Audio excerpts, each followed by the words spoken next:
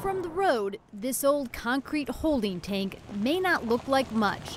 Where's the pretty goose? Where is he? Come on. But don't tell Les Kinnear that. Good boy, Frank. Yes, he's a good goose. Come here.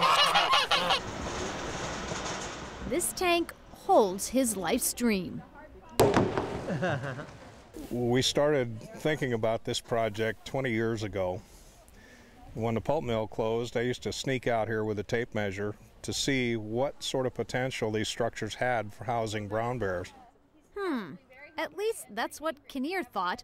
The state of Alaska wasn't so sure. The permit involved a very long, complicated, convoluted process. It took 5 years to satisfy the state that we had some idea what we intended to do. Kinnear's intentions?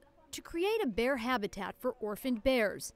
He's traveled the country studying similar places and spent $250,000 of his own money and worked harder than he ever imagined. We took 300 tons of junk out of this one alone, moved 250 tons of material back in to build the habitat with. Finally, in 2007, the state agreed to give Kinnear his permit. Bears are very food motivated. As long as he hired a bear manager. And they actually came to the zoo where I was working, and I was the lead bear keeper, which was at Wildlife Safari in Winston, Oregon. And they talked to me about this project and about their idea, and at that time I was like, this is amazing, this is wonderful. These structures are perfect for bears. Fenwick was in.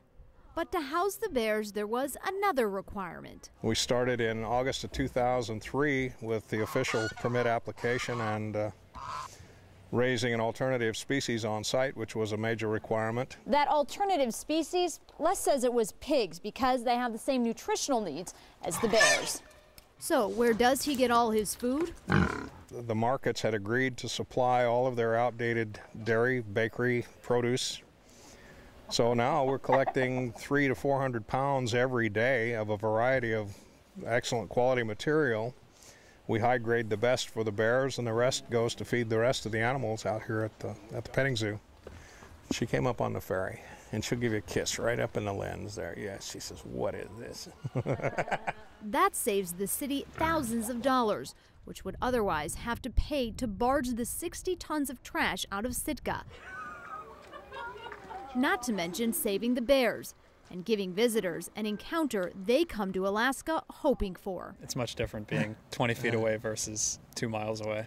It's pretty amazing. In the last season, Kinnear has finally seen a small return on his investment. But if you ask him, it's never been about the money, but the bears. They're much more endearing than we had ever imagined.